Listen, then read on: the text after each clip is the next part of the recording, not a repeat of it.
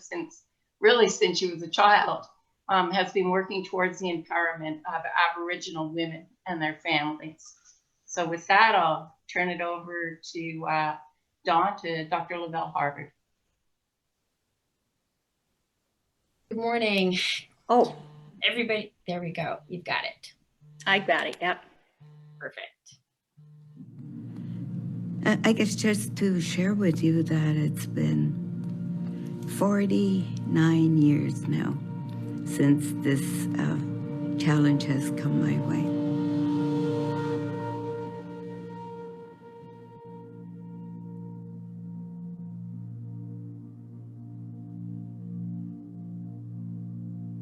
Jeanette walked into my office with this case, and my initial, I'd never heard anything about this issue, never thought about it. And after we talked about it for a while, my initial reaction was, this is insane. This cannot be right.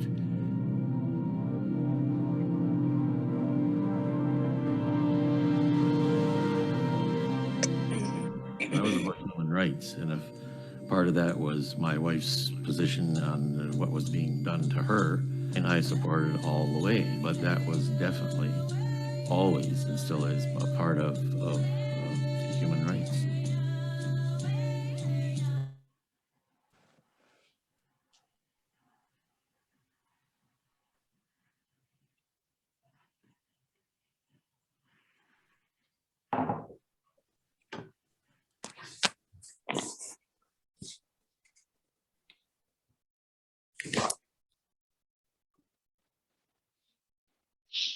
Gail, I think your screen froze. Oh.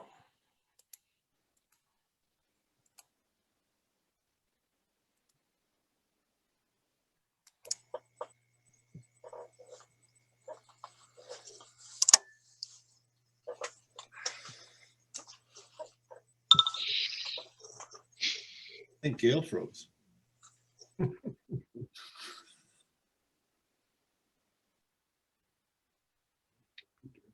Sorry. I think it's time that we actually stood up and took responsibility for the terrible mistakes of the past. We actually have a piece of legislation on the books that could eliminate all the discrimination against Indigenous women and their descendants, but doesn't. Respect our laws, respect who we are. Do away with the Indian Act, because if you do away with the Indian Act, you're also doing away with the discriminatory practices. Once you marry out, then you're gone. We weren't banished from our people. That particular section of the Indian Act was put there specifically to diminish our people. You know, you get rid of a woman, then you get rid of all her family, her children, and future generations to come. Very crafted, I would say. We've all heard the prophecy that says a time will come when men and women will be equal again, that our people will be strong, and that time is here. They used to say that a nation is not conquered until the hearts of its women are on the ground, and then it is done, no matter how brave its warriors or how strong their weapons. But I am here to tell you that our hearts are not on the ground. With human rights, basic human rights, has to do with basic, fundamental justice and fairness. As a human being, respect to all people. I pity the country, I pity the state, and the mind of a man who thrives on hate.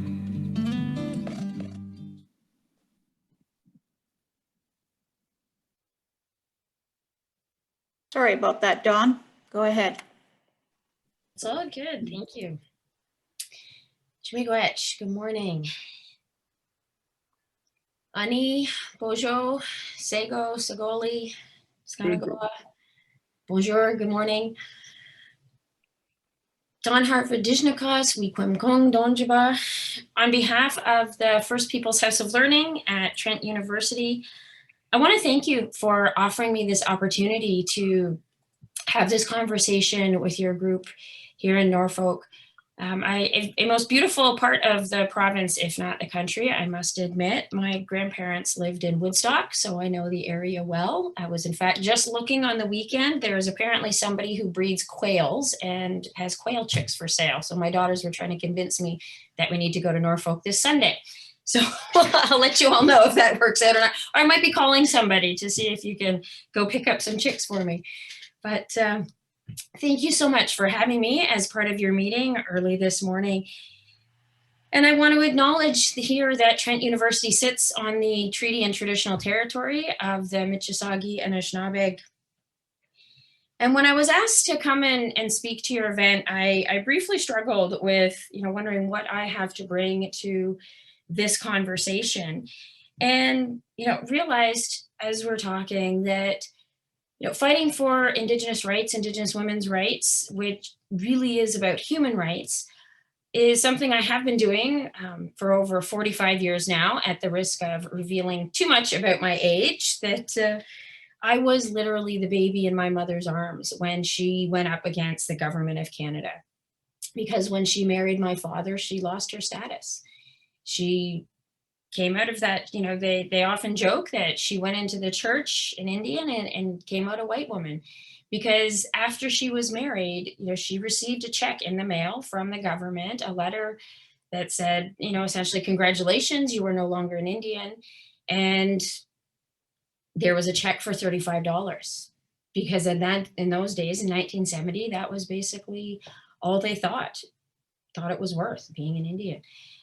But because this didn't happen to Indigenous men, this didn't happen to First Nations men. In fact, if they married a non-Indian woman, she actually became status upon marriage. She received a status card, even if they subsequently divorced or if he passed on, that woman would forever be considered a status Indian in their children, where our women who had the language, who had the culture, who had been born and raised in our communities were all of a sudden, kicked out of our communities. They lost their land, they lost their homes.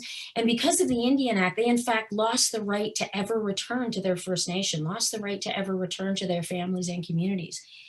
And as she said, they knew this was wrong because this was the 1970s. Everybody was talking about human rights.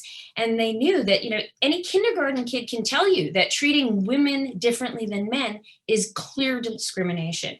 So they took it to the courts. She went to at the county court, they lost, they appealed. So at the federal court of Canada, they won because this was clearly a case of discrimination. You were treating Indigenous women differently than Indigenous men because under the Indian Act, they define an Indian as an Indian man, the wife of an Indian man, or the child of an Indian man, because it came from this patriarchal notion that men are persons and women and children are property. And so based on this notion that's defining the Indian Act, our women were being treated as property. And at the Federal Court of Appeal, they won because, as I said, it was a no-brainer. Any kindergarten kid can tell you this was discrimination. But at that point, the government of Canada challenged, and they appealed to the Supreme Court of Canada.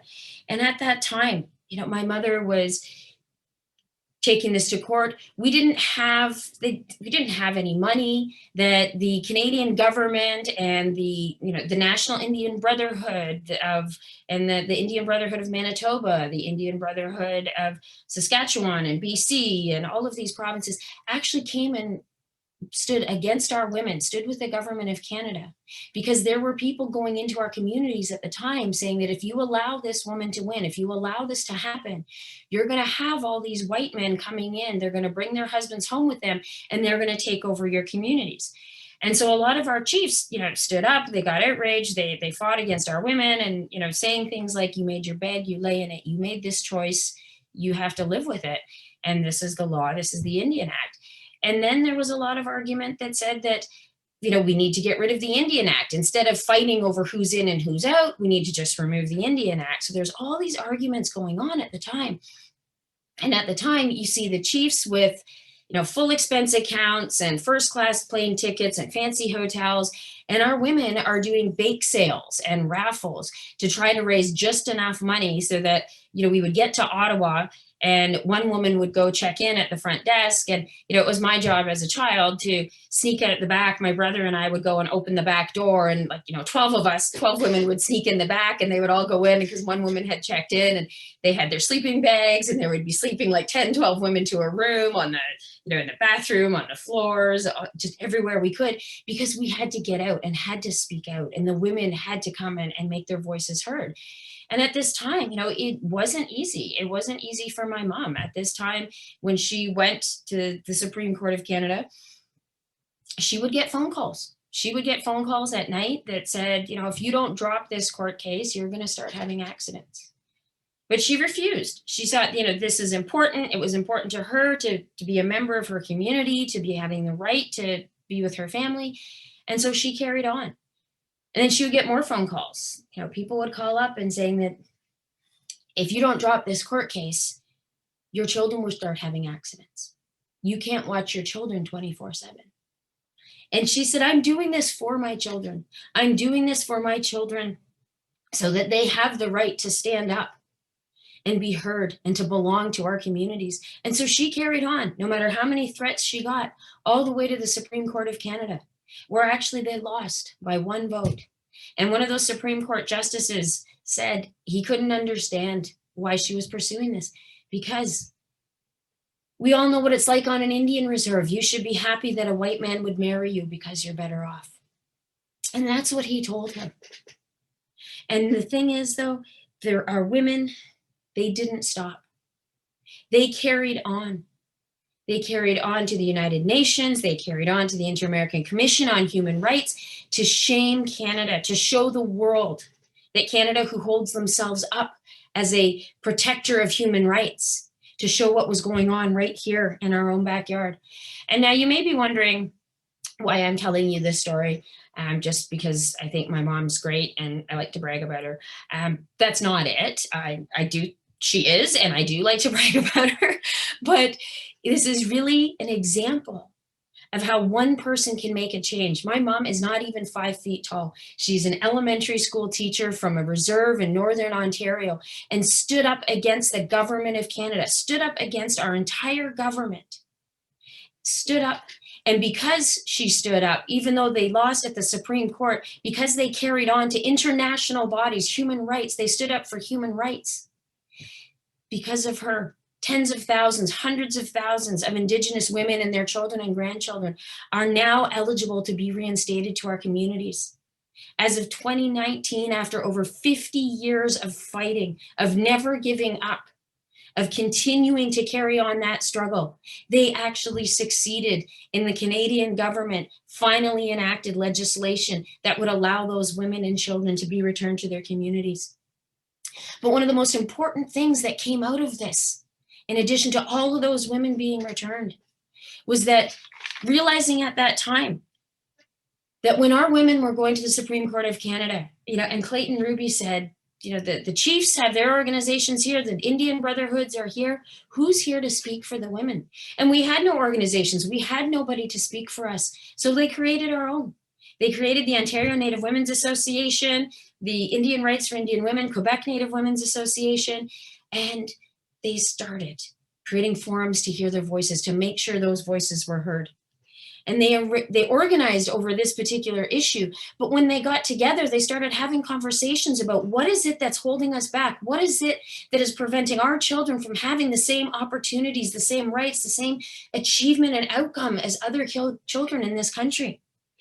And when we sat down at all those kitchen tables across the province, we realized it was the violence. That in our communities, back in the 1980s, the Ontario Native Women's did a study, and they sat at all those kitchen tables and they said, what was holding you back? And 8 out of 10 women in that study said it was the violence in their homes. Because how do you go to a job interview if you've got a black eye? How do your kids study for a test or write a term paper if they're scared to come home at night? Because of the violence in some of our communities, it's as high as 95%. 95%. And so how are we going to focus on education? When we I was at Queen's University, and a professor friend of mine invited me to lunch, and, you know, the chief from a local community was going to be there. And so, of course, as a university student, I'd go for a free lunch anywhere. And, you know, we sit down, and this chief, and he says, you know, I tell him I'm involved with the Native Women's Association, feeling all proud because I was a youth member at that time, a youth director. And he says, oh, you're with those Native women. I've got a bone to pick with you. And I thought, oh, Lord, what have I done? What have they done to piss this guy off?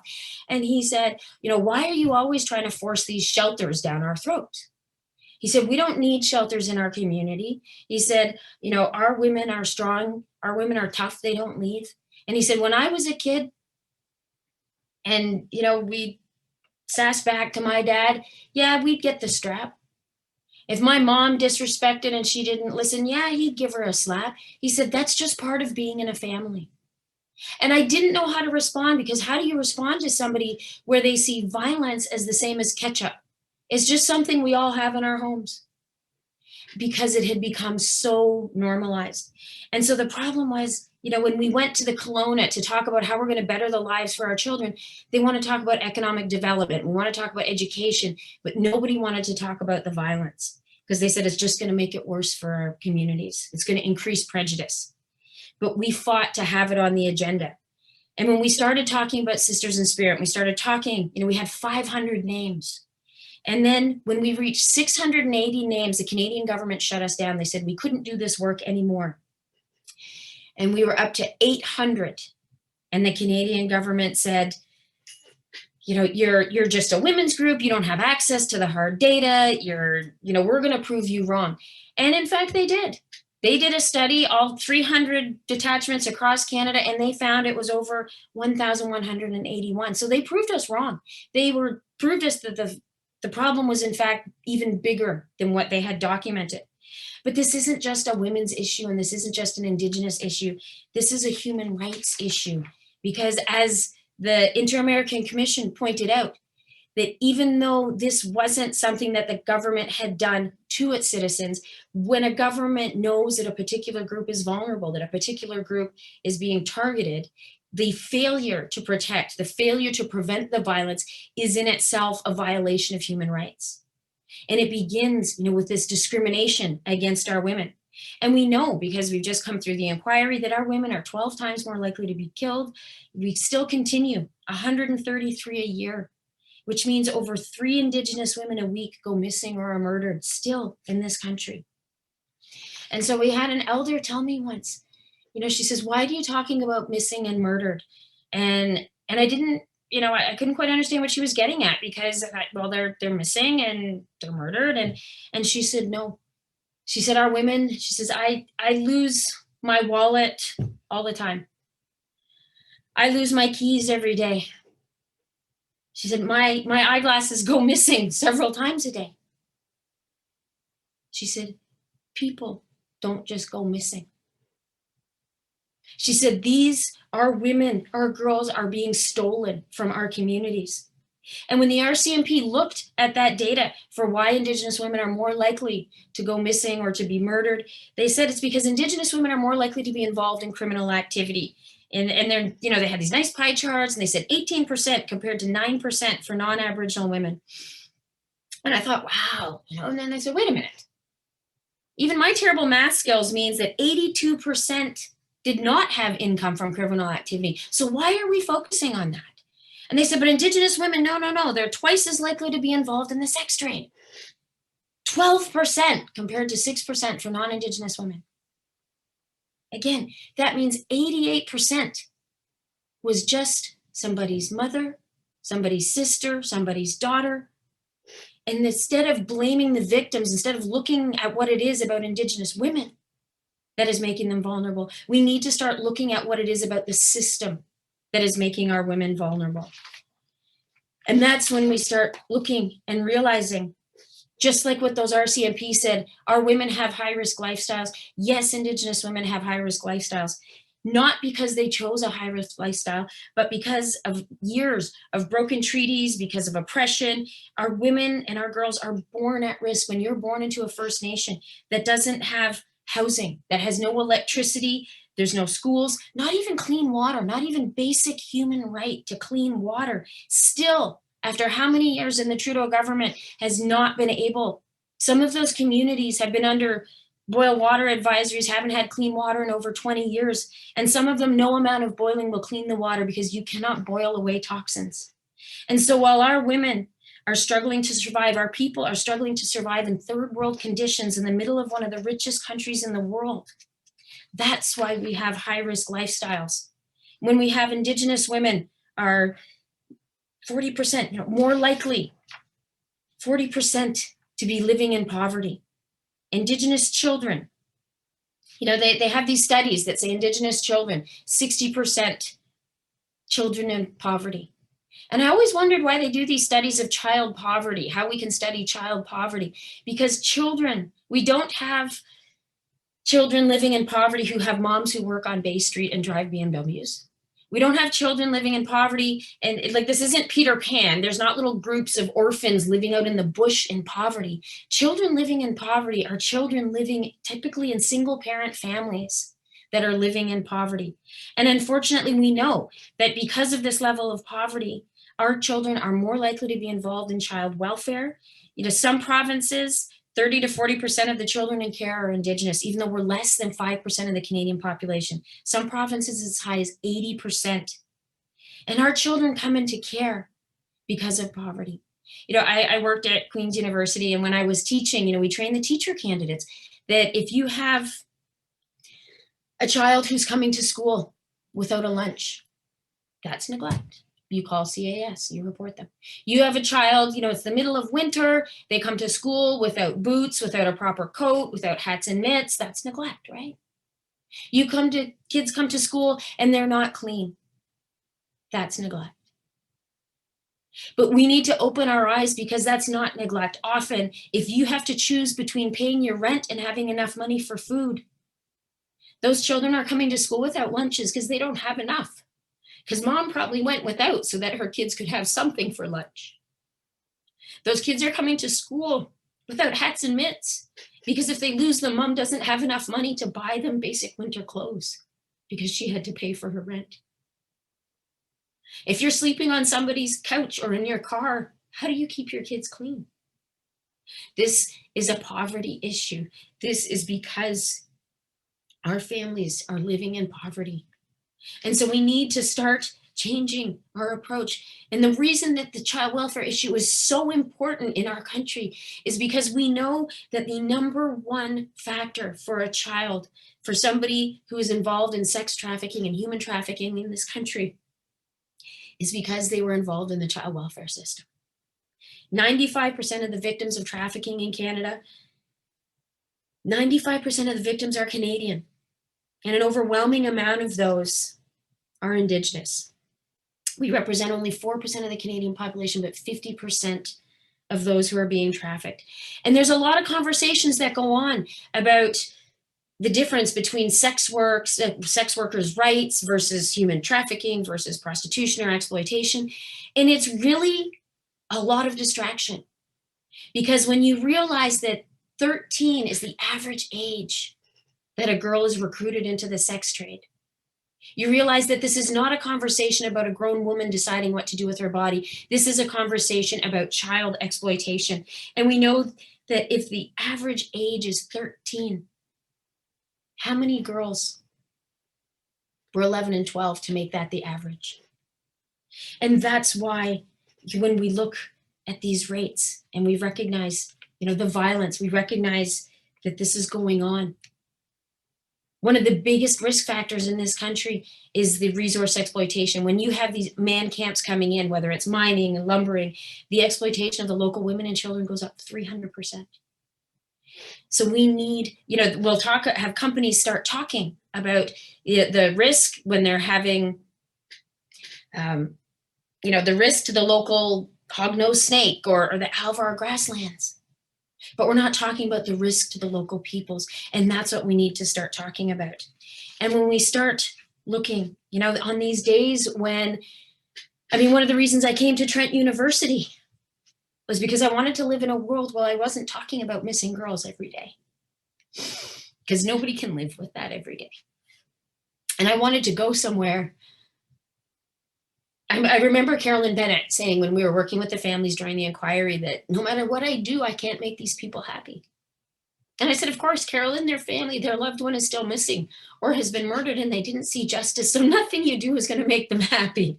Unless you can move time back and bring that family member back, nothing you can do is going to make them happy.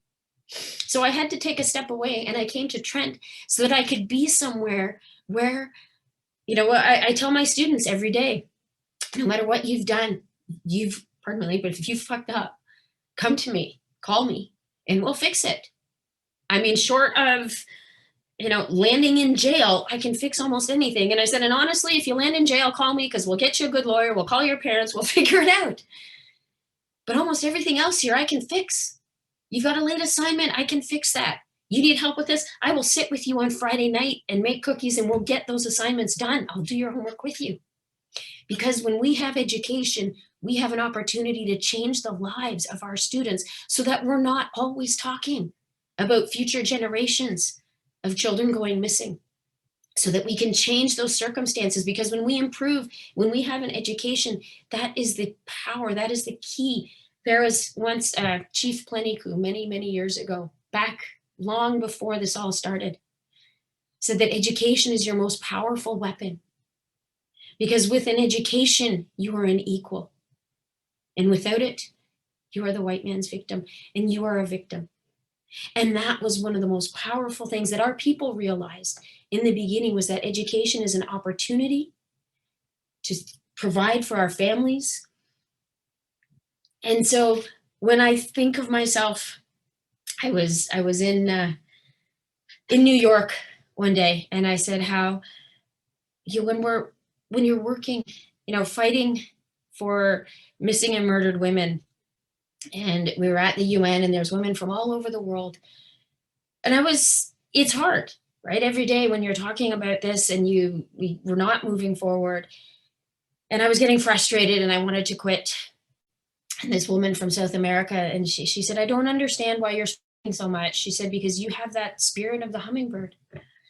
And I didn't understand what she meant. I thought she was kind of making fun of me, and because I'm kind of small and feisty. And she says, no, because she says, I see you and you have those hummingbird earrings, and there was this hummingbird embroidered on my skirt. She says, I see you wear that skirt all the time, and because that's your spirit.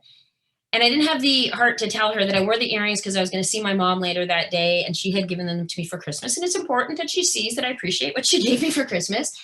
And I wear that hummingbird skirt all the time because it had an elastic waistband. And after being in New York at all these banquets and restaurants for 2-3 weeks, it was literally the only skirt that I had with me that still fit because it had this elastic waistband. And so I was just, you know, as I'm laughing about this and thinking, oh gosh. And she says, no, you have the spirit of that hummingbird. And she says, I'll tell you a story from my people from a long time ago.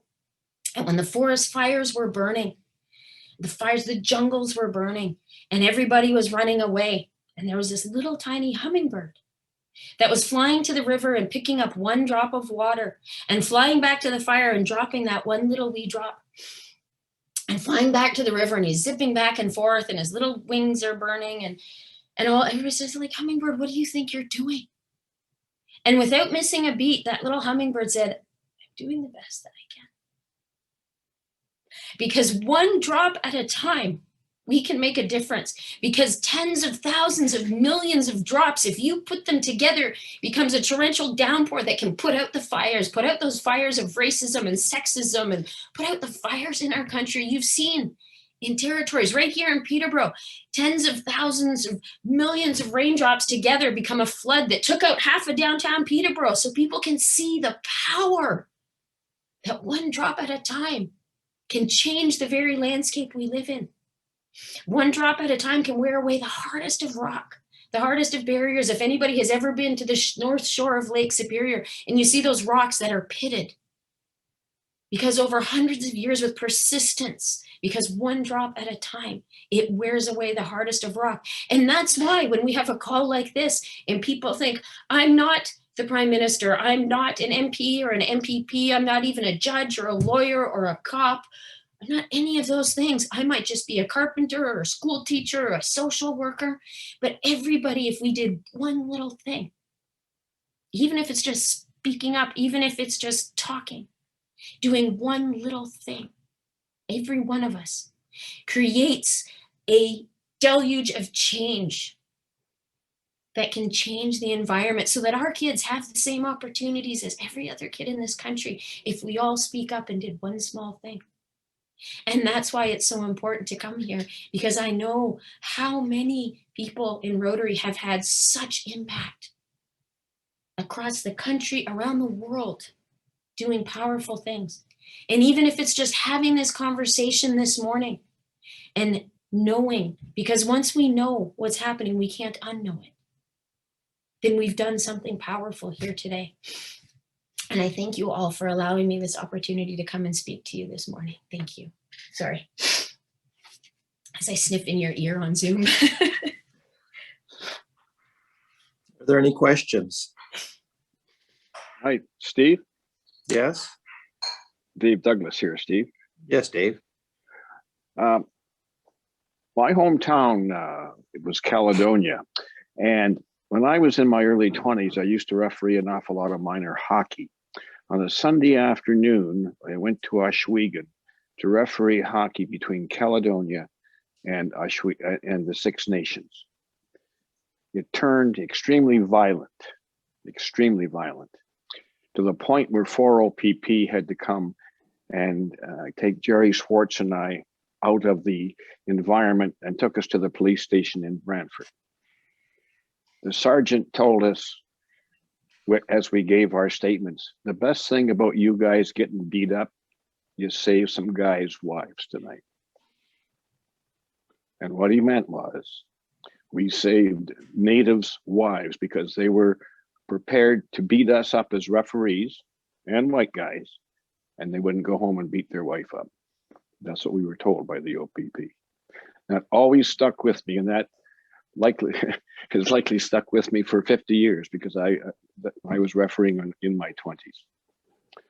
So just sort of verifies what the speaker has said to us today. And one of the most important things about that, when we talk about this, and why we wanted to talk about it, because you've brought up exactly the problem that we have faced as a community from the minute we wanted to start talking about the violence, was people said, if you talk about this, you're only going to make things worse. You're going to increase prejudice, you're going to increase stereotypes that Indigenous people are more violent, that, all of these things. And one of the things we said is we have to talk about it if we're going to change it. One of the reasons there is violence in our communities is because of the residential schools, where parents, children were taken away, and the only kind of interaction they got was violence in the churches. That was the only treatment they got. So they didn't learn any other way. And one of the reasons, when we talk about, we've had the TRC, is that you can't change that within a couple of years, a 10-year program. That, we have to work with families to learn other ways, that we have to do healing, because the violence is a result of that broken spirit, because of the oppression, because of the circumstances. And unfortunately, one of the things that has made it harder for Indigenous women, and one of the things that has come out in the inquiry, is that it's that vulnerability in the larger society because of, Indigenous women right from the beginning, we're given as rewards for sailors. And our people originally weren't violent. Before contact, when we had matrilineal communities, we had matrilocal, we had matriarchal, and when a man had to join a woman's family in the woman's community, there was, when he was surrounded by her brothers and her uncles, that there was that opportunity. There was no violence in our communities. And that's not to say that it wasn't tough. I mean, life was hard for everybody, but they didn't have that same circumstances where under the Indian Act, it made women property. And when you create a document that turns women into property, and literally was only changed in 2019, are Indigenous women considered equals?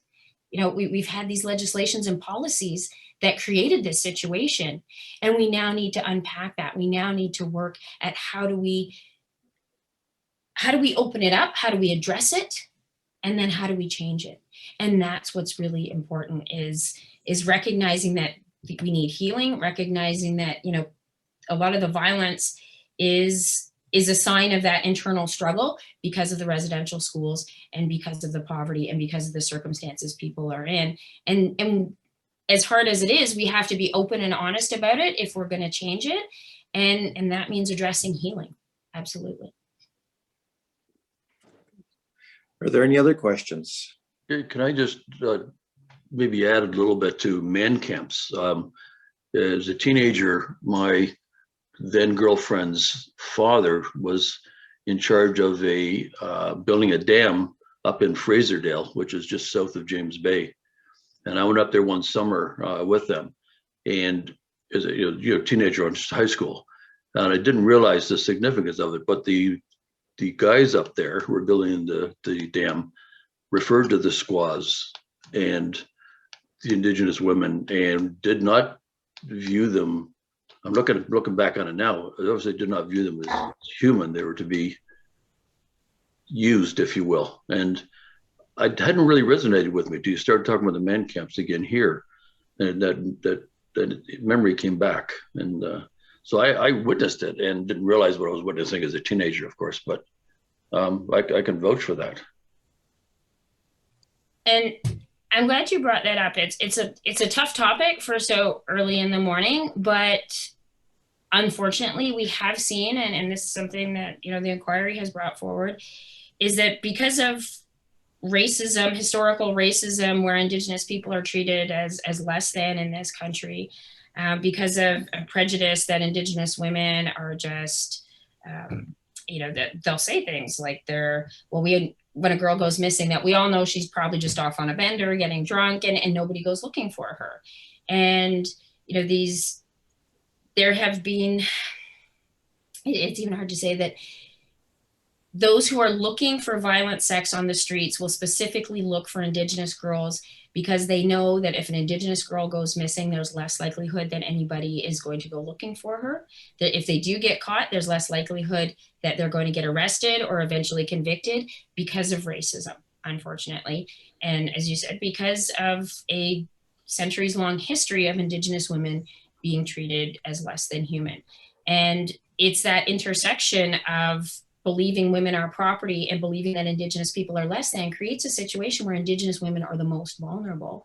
And unfortunately, these camps, you know, it's one of the things when we're talking to the camps that these man camps, as you pointed out, you know, they have security guards. You can't just walk in there. So the managers, they know what's going on when these girls are being brought into these camps. So they can't pretend they don't know. And so there is a responsibility from those who are running these camps that to change how things are done, to prevent this kind of exploitation, to prevent this from happening, because we know that they know darn well who's coming into their camps and they know darn well what's going on, and that they need to take a responsibility for what their role is, that if you're not part of the solution, if you're not stopping it, you are part of the problem at these camps. And it's something that, again, you know, it's a really tough conversation to have, but it's important to start opening our eyes to what's going on right in our backyard so that we can change it. Thank you, Gary. Are there any other questions? I think Peter has a question. Yes. Oh, Peter, you're on mute still. I think that's a club policy, having me on mute. Last week, we had a very powerful speaker as well, who was a survivor of the Jewish Holocaust in Europe during World War II. And I am really affected by the same theme that you are bringing to us. Her talk was, to me, was actually a warning to look around at what we're seeing about Holocaust and genocide. And I don't know if you're aware, but CBC about 20 years ago had a program called the Dead Dog Cafe. Okay, so I learned quite a bit about the Indian Act from that show. That's with Thomas King and Amy Littlehand, I think, and I forget the other actor. But their theme was basically the Indian Act has terrific pros, but it was never implemented. Only the bad parts were implemented. So I really got into the emotion that you're talking about. Nobody goes missing; they go murdered, and that really softens the impact, and the whole systemic. Well, I guess really what I'm bringing up is when I was younger, when I was in 8th grade, there was a residential school in Brantford where I grew up, and I remember at one time we actually rode our bikes down there and threw crab apples at the kids from the residential school because they were all lined up, and they were really being trained to be obedient. I think they called that the gruel school, because they had just terrible food. But anyway, I guess I don't really have a question for you. I'm just really talking about myself. So thank you for your presentation. Actually, thank you so much. And it's interesting that you brought up the CBC and the radio. And I remember at one point, this guy from a radio show in Calgary, he said, I want to know as a man what I can do to help Indigenous women, to prevent Indigenous men from, and I thought, wait a minute, hold on. And I said, the number one thing is we need to start talking about and addressing violence against women in general. We need to address it because the problem is, that 75%, like the rates of violence against women in general, spousal violence, are very high across all ethnic groups, all social classes, across every group. That a woman is murdered is most likely to be murdered by a spouse, by a partner. So we need to talk about that regardless of color. The problem is that when you have racism intersect with violence against women, means that Indigenous women are the most vulnerable because they don't have a lot of the other supports that other women have in order to escape violence. When we were at the UN and the Canadian government was bragging about 45 shelters that they fund on First Nations, that sounds great at the UN. All these other countries are like, wow, bravo, Canada, 45 shelters, without realizing there's over 644 First Nations. That means there's 600 First Nations where women don't have anywhere to go if there's experiencing violence. That's the fundamental problem, is addressing violence against women, gendered violence in general, and recognizing that it's the intersection of poverty and racism with violence against women that creates a particular vulnerability.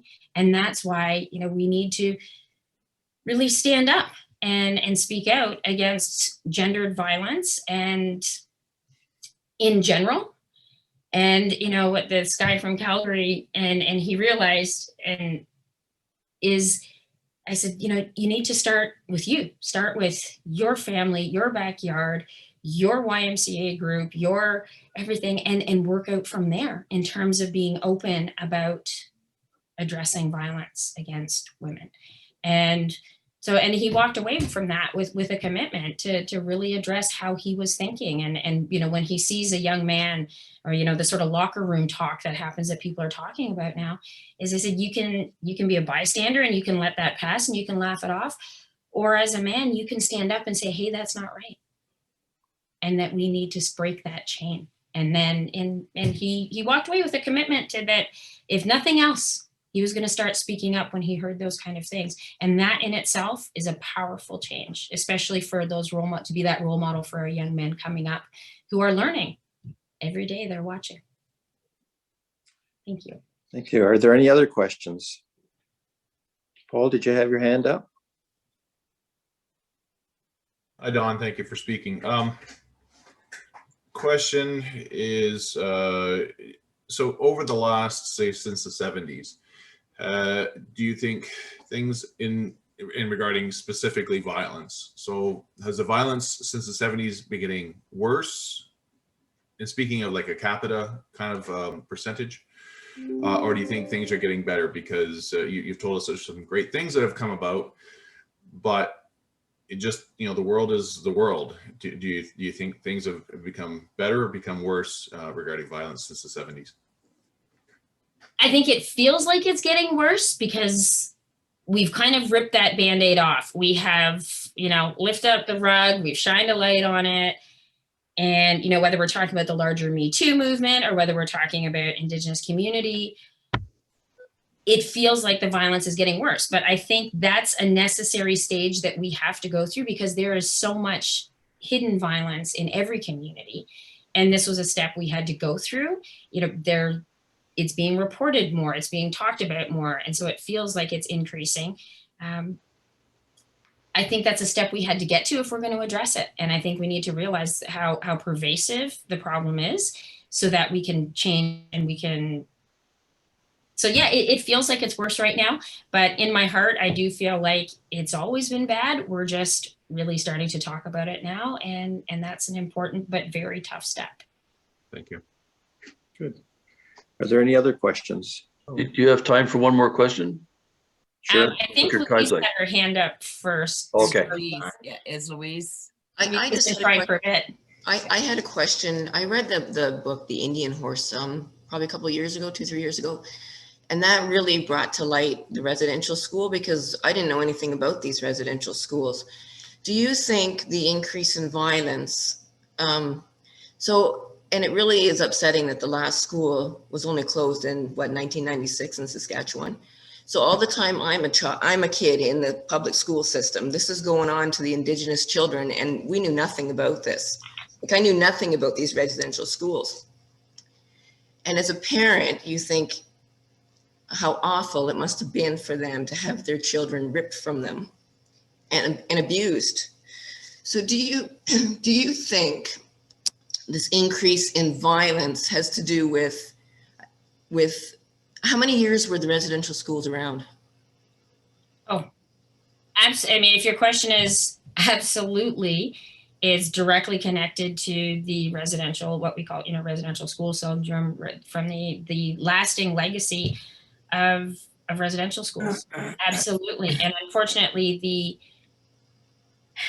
the abuse in the residential schools, the breakdown of family and communities from those parents who lost their children and were unable to cope with the mental, spiritual and emotional breakdown of that, of not being able to protect your children. I couldn't cope with that. I know absolutely. And those children who grew up knowing no other way of responding or getting what you wanted other than violence, because that was the way they had been treated in the schools. No compassion, violence was the only solution in terms of being compelled, that was the discipline notions. Absolutely. And the problem is, how do we break that cycle? How do we break that chain? And that's why the TRC was so important, was that first step is coming forward and talking about it. And then the second step is being open and bringing it to light so that we can start changing it. Absolutely. And recognizing that it's also a side effect. It's even for those who weren't in the residential schools themselves. My grandpa used to tell a story about this dog he had, that this female dog that it got hit by a wagon when it was pregnant with these pups, and it survived, but its back legs didn't work properly anymore, and it gave birth to these pups. And she sort of got around by using her front feet and dragging her back end. And this, as the puppies got bigger and they started, that those pups moved like that they were, walking with their front legs and dragging their back end. And my grandpa, and he looked at me and he said, why do you think they do that? They hadn't actually been injured. There was no reason they couldn't use their back legs. But that's just all they learned. And that was his way of saying that, sometimes those kids in future generations, even though they hadn't gone to residential schools, that's all they learned, because their parents, that's all they had learned. And so we have to find a way of breaking that cycle and changing behavior so that people can see there's a different way of doing things, that they have, it was so that we're not experiencing and acting in ways that are just reproducing residential school behaviors, even generations after. Very good. We have time for one more quick question, and then we'll wind things up.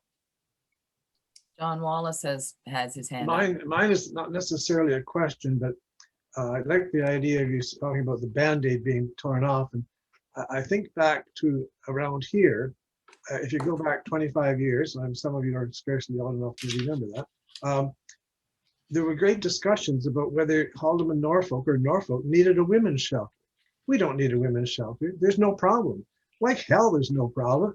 We just didn't have a women's shelter. Now we have women's shelter. There's a place where women and children can go, and we just take that as perfectly normal. I think time, I hope, in the same way that we became more aware of that, the same issue of how we've just destroyed the health out of Indigenous people and patted ourselves in the back because we were doing good Christian acts. And that sort of bullshit has to sort of disappear in our thinking, but it takes decades to do that. It takes generations. As you say, the dog learned from its mom how to walk or how not to walk.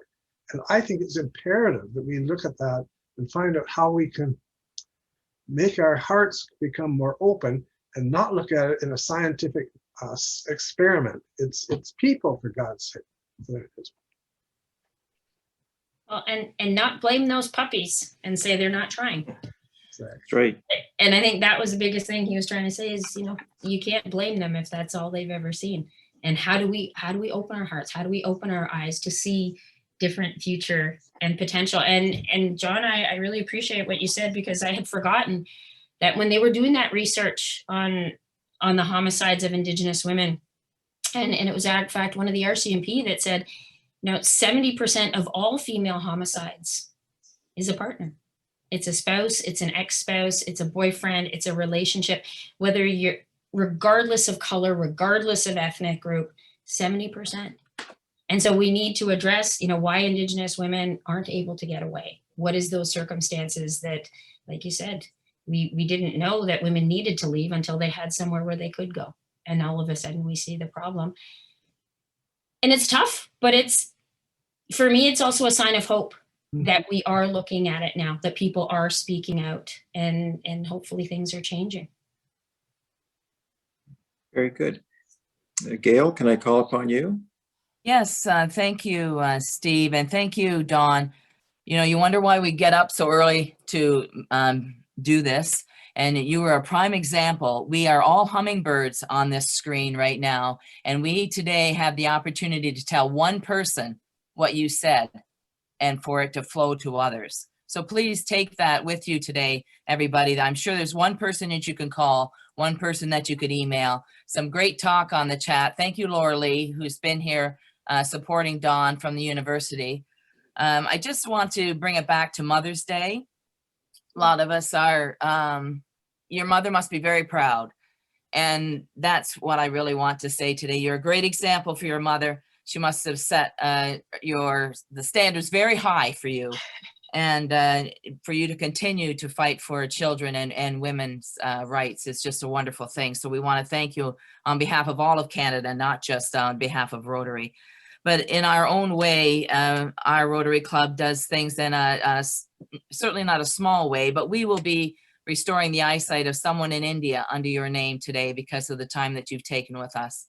So we've talked about the people from India suffering with COVID right now. Hopefully we'll make one life better today because of you. So thank you very much for your time. It's wonderful. Thank you so much. Great.